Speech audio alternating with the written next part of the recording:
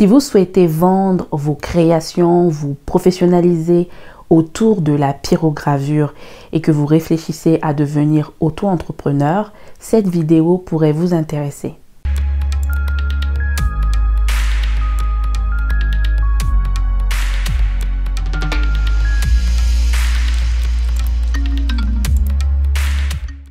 Bonjour à vous et bienvenue dans cette nouvelle vidéo de la chaîne Apprendre la pyrogravure. Si vous ne me connaissez pas, je m'appelle Deneuve, créatrice de la chaîne Apprendre la pyrogravure, animatrice du groupe Facebook Le Cercle des pyrograveurs et des pyrograveuses. Sur cette chaîne, je vous aide à apprendre la pyrogravure et à améliorer votre technique autour de cet art. Il m'a souvent été posé plusieurs fois cette question, à savoir comment faire pour vendre ses créations. Dans cette vidéo, je vais vraiment parler que du cas de la France. En France, il existe un statut qui s'appelle le statut auto-entrepreneur, qui est un statut d'entreprise très intéressant lorsqu'on veut tester une idée, parce que ce type d'entreprise est très simple à mettre en place. Dans cette vidéo, je vais vous expliquer quels sont les prérequis pour pouvoir créer une auto-entreprise, quelles sont les démarches à remplir et aussi quelles sont les dépenses fixes qu'il faut penser au début avant de créer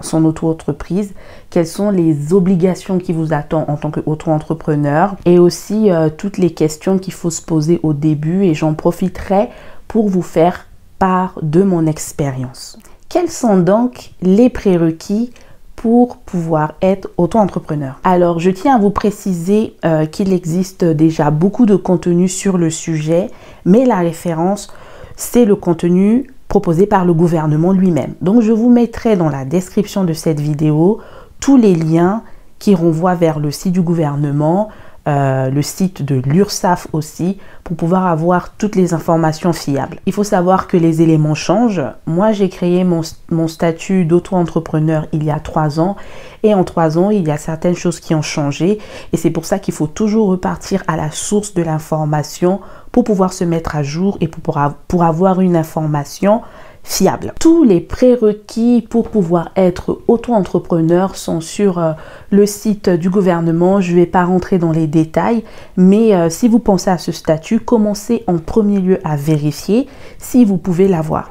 Il y a certaines professions, par exemple, si vous êtes déjà salarié, par exemple, en tant que fonctionnaire de l'État, il y a certaines conditions qui rentrent en jeu, donc il faut vérifier. Déjà, si vous remplissez les prérequis pour pouvoir créer une auto-entreprise. Un des prérequis que vous devez vérifier avant de vous lancer dans la création d'un statut d'auto-entrepreneur pour vous professionnaliser dans la pyrogravure ou autre type d'activité professionnelle, c'est le chiffre d'affaires que vous visez. Si vous visez déjà au début de très gros chiffres d'affaires, potentiellement le statut de l'auto-entreprise ne vous conviendra pas, parce que il y a un plafond au niveau des chiffres d'affaires. Donc tous ces plafonds-là sont mentionnés dans le site du gouvernement. Il y a aussi le fait, si dans votre activité vous souhaitez avoir du stock, vous souhaitez faire de gros achats, au départ le statut d'auto-entrepreneur est exonéré de TVA. Donc, vous ne pouvez pas récupérer la TVA dans les achats que vous allez effectuer. Donc, si vous prévoyez dans votre activité de pyrogravure de faire de très gros achats, de faire de stock de marchandises, que ce soit le support de bois par exemple, mais que je vous déconseille de faire, et que vous avez envie de déduire la TVA des achats que vous allez faire, le statut d'auto-entreprise n'est peut-être pas adapté pour vous si vous voulez commencer de cette manière-là. Le conseil que je peux vous donner dans le cadre de la pyrogravure, c'est de ne pas avoir de gros stocks de bois. Donc, vous provisionnez au début une quantité suffisante par rapport aux ventes que vous visez de faire, par rapport aux créations que vous voulez faire. Et du coup, sur ces achats-là, vous n'allez pas déduire la TVA, mais si c'est des achats pas très grands, vous n'allez pas vous retrouver perdant. Après avoir vérifié que vous remplissez toutes les conditions pour pouvoir vous lancer dans l'auto-entreprise et que ce type d'entreprise vous convient par rapport à l'activité professionnelle que vous souhaitez développer, Voici les démarches à effectuer. Depuis le 1er janvier 2023, l'État a créé un seul site internet pour pouvoir créer une auto-entreprise et même d'autres types d'entreprises pour pouvoir faire des démarches en ligne. Auparavant, quand on était artisan, qu'on voulait créer une auto-entreprise artisanale, il fallait aller sur le site du centre de formalité des entreprises qui était rattaché à la chambre des métiers et de l'artisanat. Maintenant, tout est centralisé sur un même site. Voici le site de l'URSSAF, du coup, qui s'appelle auto-entrepreneur.ursaf.fr. Vous êtes à la page d'accueil et sur la page d'accueil, vous avez directement le bouton qui vous permet d'aller sur la page qui vous indique comment créer le statut d'auto-entrepreneur. Donc, il y a 5 étapes, mais vous agissez sur les 2 étapes qui sont ici. Donc, la première étape, c'est le guichet unique. Comme je vous le disais, depuis le 1er janvier, il y a un seul site internet où vous remplissez toutes les formalités. Alors, donc, voici le site internet. Vous avez vraiment tout qui est expliqué ici. Là, du coup, vous cliquez sur déclarer. Ça vous redirige sur le portail e-procédure. Donc, vous vous authentifiez. Donc, soit vous vous authentifiez avec France Connect. Alors, l'authentification avec France Connect, au fait, c'est une authentification soit avec votre site du des impôts, de l'assurance maladie, ou l'identité numérique, ou alors ça c'est la caisse des retraites, voilà. Donc vous utilisez soit l'un de ces comptes là pour vous connecter. Sinon, vous avez aussi la possibilité de créer un compte, donc avec une adresse mail et un mot de passe. Là, du coup, vous allez devoir rentrer toutes les informations vous concernant, nom, prénom, année de naissance, etc. Alors qu'avec France Connect, il va récupérer les infos sur votre compte auquel vous allez utiliser pour vous connecter. Donc, vous n'aurez plus besoin de remplir ces informations-là. La page d'accueil de l'URSSAF. Et là, par exemple, vous avez une question. Cette option-là, ici, ça vous dit comment faire pour créer mon auto-entreprise. Et là, vraiment, ça vous explique tout. Et ce qui est intéressant, c'est que vous avez une vidéo YouTube qui vous explique un peu. Alors, je n'ai pas regardé la vidéo YouTube, donc je ne sais pas ce qu'elle vaut. Mais j'ai regardé le PDF. Alors, vous voyez ce PDF-là, il vous explique vraiment de pas à pas ce qu'il faut faire. Alors, on va parcourir rapidement. Donc là, du coup, moi, je me suis pas connectée sur le site formalité entreprise, le portail de procédure. Mais là, du coup, dans le PDF, il vous montre vraiment ce que vous allez trouver dans le portail de procédure. Donc là, vous allez cliquer sur déposer une formalité, créer une entreprise et quelle est la forme de l'entreprise. Donc, vous dites que vous voulez une entreprise individuelle. Donc, entrepreneur individuel, c'est vraiment expliqué ici. Ensuite, il vous demande l'entreprise bénéficie-t-elle du statut micro-entrepreneur. Donc voilà, vous voyez, il vous montre vraiment les étapes. Là, c'est vraiment dans le cadre de la création d'une micro-entreprise. Parce que je pense que pour un autre type d'entreprise, le tuto doit être différent. Alors, ce que je voulais vous montrer, c'est la partie sur, voilà, concernant l'activité.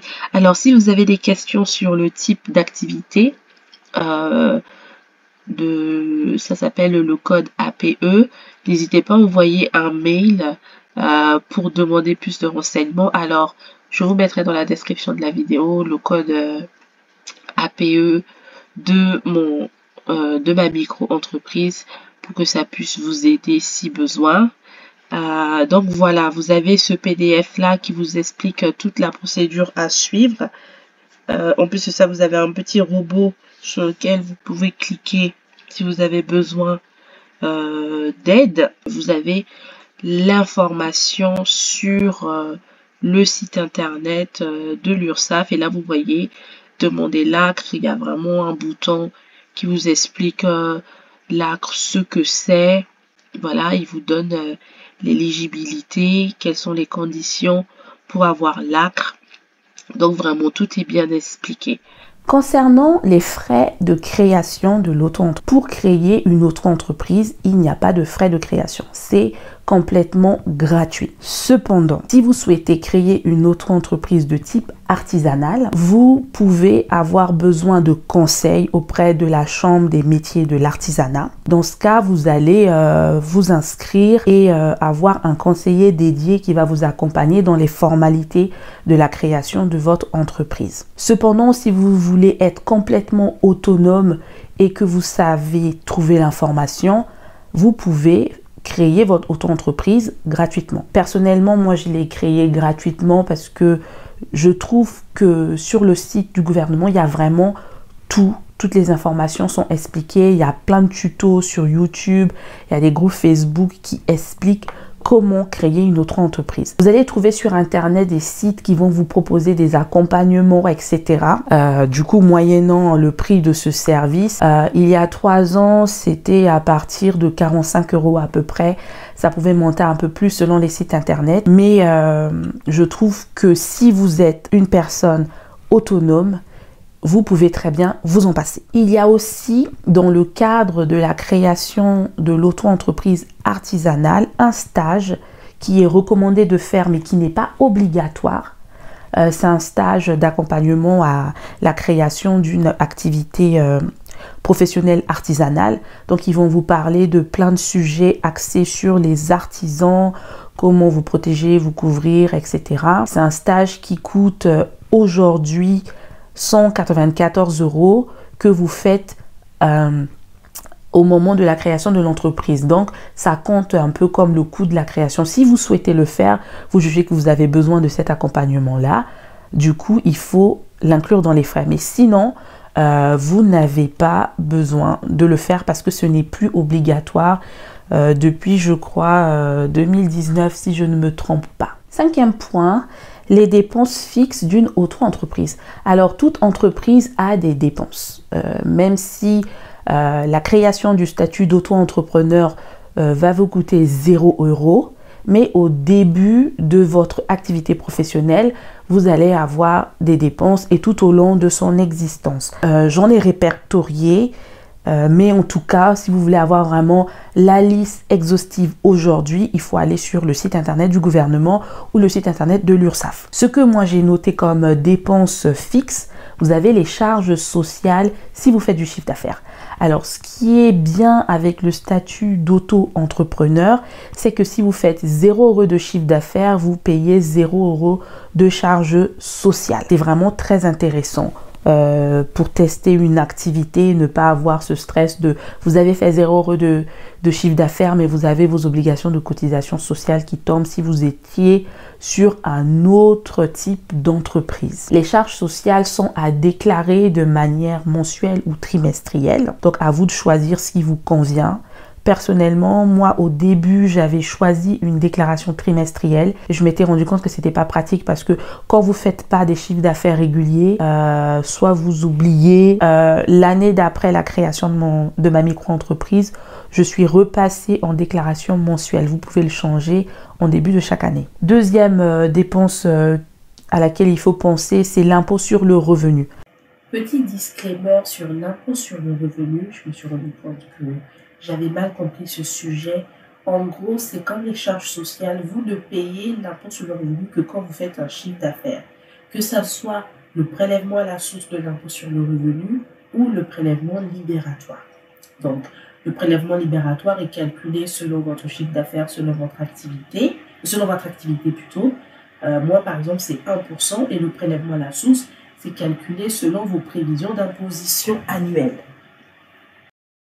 Troisième dépense fixe à laquelle souvent on ne pense pas, ce sont les frais professionnels. Concernant la pyrogravure, vous aurez comme frais professionnels l'achat de bois. Si vous voulez pyrograver du bois ou tout autre support, vous allez avoir l'achat d'un pyrograveur professionnel. Si vous avez vraiment envie de vous professionnaliser et donc de créer un peu plus, ce sont des dépenses qu'il faut prendre en compte. L'achat de pointes, après les pointes, vous en changez pas régulièrement, mais c'est quand même à prendre en compte. Si vous voulez avoir un site internet, il va falloir prendre en compte la dépense concernant ce site internet-là. Par exemple, payer le nom de domaine une fois par année, l'hébergement du site internet, etc., etc. Donc, ces frais-là, il faut les prendre en compte.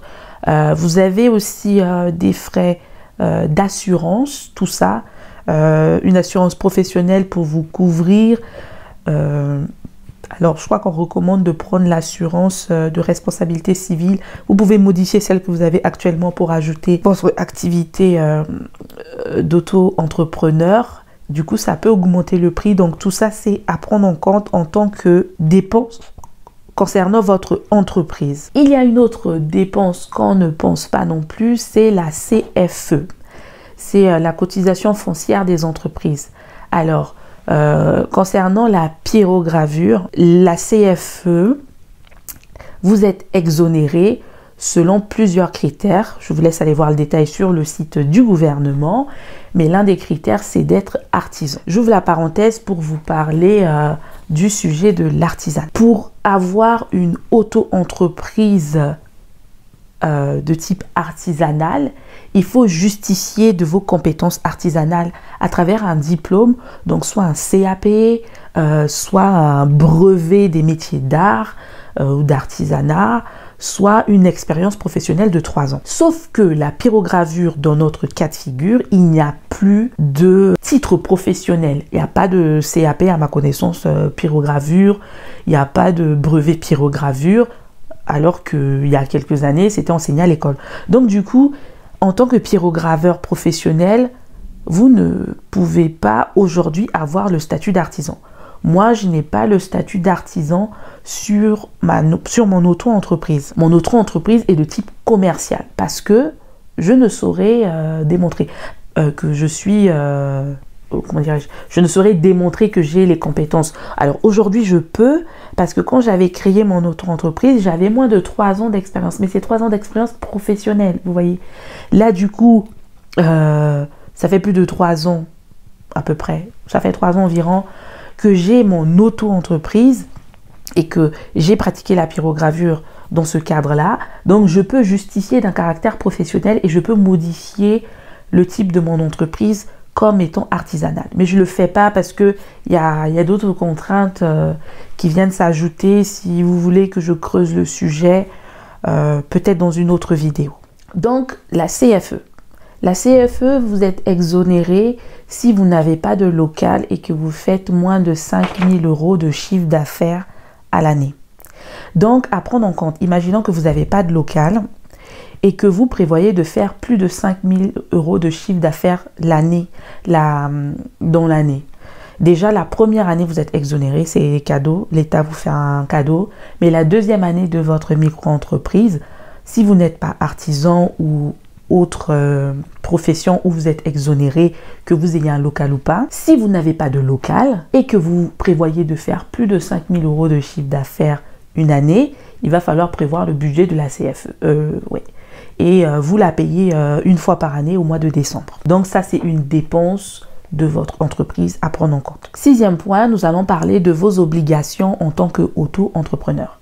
Donc, en tant qu'auto-entrepreneur, vous avez des obligations. Donc, une des obligations, c'est la déclaration de votre chiffre d'affaires. Comme je vous expliquais au début de la vidéo, une déclaration mensuelle ou trimestrielle. À vous de voir ce qui vous convient. Même si vous avez fait 0 € de chiffre d'affaires sur un mois ou sur un trimestre, vous devez le déclarer. Si vous ne le déclarez pas, l'URSSAF va vous pénaliser. C'est 51 €, je crois, pour une non-déclaration. Et si vous tardez à déclarer cette période de chiffre d'affaires, même si elle est nulle, la pénalité augmente. C'est vraiment pour vous motiver à déclarer. Et si vous faites tout le temps 0, il vous pousse un peu à clôturer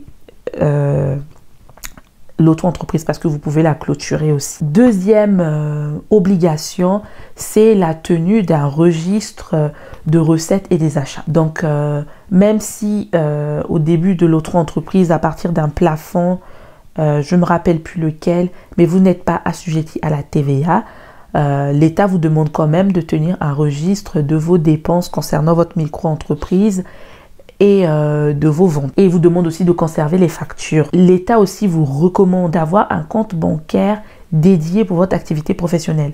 Et ce compte bancaire n'est pas nécessairement obligé d'être un compte bancaire pro.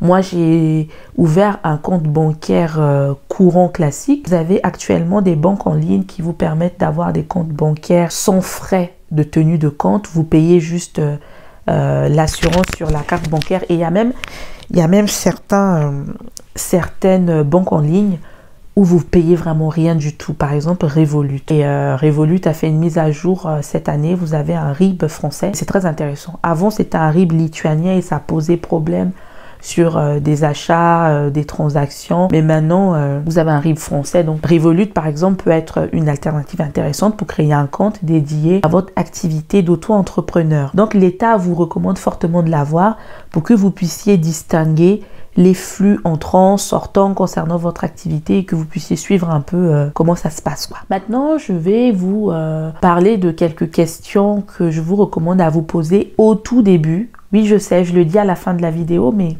je vais parler de certains points. Si je ne vous l'avais pas expliqué au début, vous ne m'aurez pas compris tout de suite. Donc, quelles sont les questions que je vous recommande à vous poser au tout début avant de vous lancer dans la création de la micro-entreprise? Et je vous donne mon retour d'expérience. Tout d'abord, pensez à un nom commercial. C'est intéressant d'avoir un nom commercial parce que l'auto-entreprise, c'est votre nom-prénom. Mais déjà, le nom commercial, ça va vous permettre d'avoir commencez déjà à penser à une identité de marque. Et que, par exemple, dans plusieurs années, si vous voulez changer de type d'entreprise, passer de la micro-entreprise par exemple à une société à action simplifiée, vous avez déjà votre nom d'entreprise, votre nom commercial. Et le nom commercial peut vous servir aussi pour le nom de domaine de votre site internet si vous souhaitez vendre en ligne. Posez-vous cette question-là. Moi, je me rappelle que je m'étais vraiment posé la question avant de créer, avant d'aller remplir le formulaire, faire la demande de création d'auto-entreprise. Et quand j'ai trouvé le nom, j'y suis allée. Deuxième question à vous poser, est-ce que vous souhaitez vendre en ligne ou est-ce que vous souhaitez faire des marchés? Si vous souhaitez faire des marchés, au moment de la demande de création de l'auto-entreprise, on va vous demander si vous allez avoir une activité ambulante. Même si c'est juste 1 ou 2 fois dans l'année, vous allez vous déplacer concernant votre activité professionnelle. Il faut que vous achetiez une carte. Je crois que ça coûte 30 €. Ça vous dure 4 ans, mais vous trouvez tous les détails. Et donc, du coup, c'est intéressant de le faire dès le début de la création de votre entreprise. Comme ça, vous ne vous posez pas la question. Moi, personnellement, j'avais choisi dès le départ de ne vendre que en ligne. J'avais pas pris cette carte. Et je pense que c'est peut-être une des raisons qui fait que j'ai jamais sauté le pas pour faire des marchés. Parce que ça aurait impliqué de modifier au fait mon entreprise pour rajouter cet élément-là. Troisième question à vous poser, quel est le chiffre d'affaires que vous visez? Comme je vous le disais au début, si vous visez dès le départ de votre entreprise de très gros chiffres d'affaires, peut-être que le statut de la micro-entreprise ne vous convient pas et que vous devez peut-être aller directement sur une société. Autre question à vous poser, est-ce que vous souhaitez être autonome ou vous faire accompagner pour la création de votre micro-entreprise? Donc, si vous souhaitez vous faire accompagner, sachez qu'il y aura des frais, donc pensez à trouver le budget pour. Sachez aussi que vous pouvez très bien créer votre entreprise, auto-entreprise en étant autonome. Cinquième question à vous poser, c'est votre rapport au statut d'artisan. Alors, je reviens sur le sujet. Donc, concernant la pyrogravure, aujourd'hui, on ne peut pas justifier. Moi, j'ai essayé, hein. J'ai pas réussi. Et puis, j'ai dit, que faire? Et du coup, la micro-entreprise a été créée au statut d'entreprise commerciale. Ça me va très bien parce que l'objectif, c'est de vendre. Donc, je vais faire du commerce, de la vente de mes productions artisanales. Voilà, elles sont artisanales, même si c'est pas dit dans la fiche descriptive de mon entreprise que c'est une entreprise artisanale. Ce que je fais, c'est de l'artisanat. Donc vraiment, vous posez la question, vous, quel est votre rapport à l'artisanat? Est-ce que c'est important pour vous qu'il y ait cette mention de artisanat dans la description de votre micro-entreprise? Est-ce que c'est important pour vous d'avoir une carte d'artisan? Parce que quand vous avez une micro-entreprise artisanale, vous vous inscrivez à la Chambre des métiers de l'artisanat et si vous êtes inscrit à la Chambre des métiers et de l'artisanat, donc vous payez une cotisation annuelle, donc c'est des frais à prendre en compte, mais après ils vous offrent aussi des services, je pense, par rapport à ça. Donc posez-vous la question tout de suite, si ça vous tient vraiment à cœur, vous pouvez trouver des alternatives pour avoir ce statut d'artisan tout en faisant de la pyrogravure. On pourrait en parler dans une autre vidéo. Dites-moi en commentaire si ça vous intéresse. Ensuite, une autre question à vous poser, c'est vérifier en amont avant la création, la demande de création de votre micro-entreprise si vous êtes éligible à l'ACRE. D'ailleurs, quand vous allez remplir le formulaire, on va vous poser la question, est-ce que en même temps que vous effectuez la demande de création de votre micro-entreprise, vous souhaitez faire une demande d'ACRE. Autant vérifier si vous êtes déjà éligible pour ne pas vous taper toute la paperasse pour qu'on vous dise non, vous voyez. L'ACRE, c'est l'aide à la création, l'aide à la création et à la reprise d'entreprise. Un des critères, par exemple, pour l'avoir, c'est d'être inscrit à Pôle emploi et de toucher des indemnités ou être inscrit à Pôle emploi depuis plusieurs mois, même si vous ne touchez pas les indemnités. Donc, je vous laisse vérifier ça. C'est intéressant parce que cette aide de l'ACRE va vous permettre, entre autres, la première année de votre micro-entreprise de ne pas payer les charges sociales. Ça, c'est intéressant. Et ensuite, c'est ça, la première année, je crois que, je ne sais plus si on ne paye pas, il ne faut pas que je raconte des conneries. Vraiment, c'est pour ça que je vous dis, allez vérifier sur le site du gouvernement parce que je peux m'en mêler les pinceaux. Autre question à vous poser, du coup, c'est la déclaration du chiffre d'affaires. Est-ce que vous souhaitez la faire mensuelle ou trimestrielle? Parce que quand vous allez remplir le formulaire, on va vous poser la question. Et vous pouvez vous dire, mais comment faire? Quel est l'avantage et l'inconvénient? Personnellement, moi, je trouve que c'est plus avantageux de faire une déclaration mensuelle parce que vous allez prendre le pli tout de suite, vous allez y penser. En plus de ça, la déclaration, elle est toute simple à faire. L'application mobile de l'URSSAF est de plus en plus ergonomique. Autre question à vous poser avant, c'est l'impôt sur le revenu. Quel mode de paiement vous voulez choisir? Je vous l'ai expliqué au milieu de la vidéo. Donc, c'est important vraiment de réfléchir. Vous pouvez creuser le sujet en allant chercher un peu plus d'infos. Mais moi, personnellement, j'ai choisi le prélèvement libératoire. Ça me libère et je trouve que c'est plus pratique. Alors, c'est 1%. On pourrait dire que 1%, par exemple, si sur un mois, vous faites un chiffre d'affaires de 500 €, bah 1% de 500 €, c'est 5 €. Donc, on pourrait se dire c'est beaucoup si je ne paye pas les impôts, par exemple, à la fin de l'année. Sur mon activité professionnelle en tant que salarié, parce que je suis à la fois salarié et j'ai une auto-entreprise, je suis déjà imposable. Donc, c'est pour ça que j'ai choisi le prélèvement libératoire. Mais si, par exemple, vous n'êtes pas salarié, vous n'avez pas une autre activité et que la micro-entreprise que vous voulez créer, ça va être votre activité principale et que par rapport à vos prévisions de chiffre d'affaires dont je vous parlais tout à l'heure, vous envisagez de faire ce chiffre d'affaires et quand vous allez dans la grille des impôts, vous n'êtes pas imposable avec ce chiffre d'affaires que vous envisagez de faire, vous dites que c'est pas avantageux de faire le prélèvement libératoire parce que imaginons que vous faites 500 € de chiffre d'affaires tous les mois, c'est votre prévision et à l'année ça fait combien?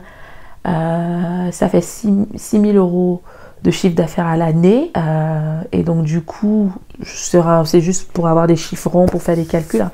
Ça fait 6 000 € de chiffre d'affaires à l'année, c'est votre activité professionnelle principale, c'est la seule et du coup vous n'êtes pas imposable, bah 5 € tous les mois pendant 12 mois, du coup ça fait 60 €, bah c'est quand même un petit budget. Donc on peut se dire bah je préfère faire mon prélèvement à la source, je fais mes petits calculs en me disant que bah ok, bah, je vais payer 5 € en prélèvement à la source tous les mois et à la fin de l'année, les 60 €, on va me les rendre. Donc, c'est vraiment une question à vous poser dès le départ. Pour résumer, la création du statut d'auto-entrepreneur est simple, assez simple. Vous avez vraiment toutes les ressources en ligne pour vous accompagner étape par étape pour le faire. C'est un statut qui est très intéressant quand on veut éprouver une idée de business et déjà aussi éprouver si nous on est fait pour pouvoir être chef d'entreprise, même si on est seul dans son entreprise. Quand on réussit à être chef avec soi-même, je pense qu'on peut être chef avec n'importe qui parce qu'on est parfois le plus dur à manager soi-même. Donc, c'est très intéressant parce que c'est assez rapide à créer. Quand vous remplissez le formulaire, vous avez une réponse entre 8 et 15 jours. Moi, j'ai eu une réponse, je crois, au bout de 15 jours, oui. J'ai eu une réponse avec l'extrait de CABIS, etc., me disant que l'entreprise a été créée. Donc, c'est vraiment très intéressant. J'espère que cette vidéo vous a apporté un peu plus d'éclaircissement et vous a donné envie de sauter le pas pour vous professionnaliser et vendre vos créations et tester une activité professionnelle avec la pyrogravure. Si vous avez des questions, n'hésitez pas à me les poser en commentaire. Et si vous avez des questions un peu plus personnelles, j'ai créé un groupe Discord. On peut discuter en privé dans le groupe Discord autour de la vidéo. Je peux vous apporter un peu plus des réponses personnelles me concernant si vous le souhaitez. Et si vous voulez d'autres contenus autour de la création d'entreprise et que vous souhaitez que je creuse un peu le sujet, n'hésitez pas à me le dire en commentaire. Merci beaucoup de m'avoir écouté jusqu'ici. Si le contenu que je vous propose sur cette chaîne vous intéresse, n'hésitez pas à vous abonner et à liker cette vidéo et à la partager à toute personne que ça pourrait intéresser. Et moi, je vous dis à bientôt dans une prochaine vidéo. Au revoir.